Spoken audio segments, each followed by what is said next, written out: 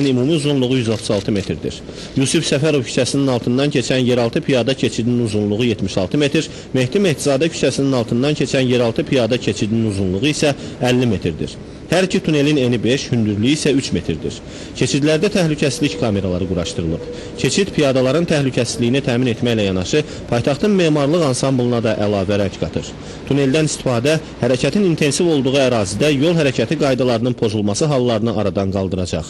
Görülən işləri yüksək qiymətləndirən dövlət başçısı paytaxtda yenidən qurma işləri zamanı keyfiyyətin və müasirliyin başlıca meyar kimi götürülməsinin zəruriliyini vurğuladı. Dekabrın 29-da Prezident İlham Əliyev Neftçilər Prospekti 135 ünvanında inşa olunan yeraltı piyada keçidinin açılışında iştirak etdi. Nəqliyyat naziri Ziya Məmmədov dövlət başçısı İlham Əliyevin diqqətinə çatdırdı ki, yeraltı piyada keçidinin inşasına 2010-cu ilin fevralında başlanıb. İşlərin keyfiyyətlə həm də tez bir zamanda yekunlaşması üçün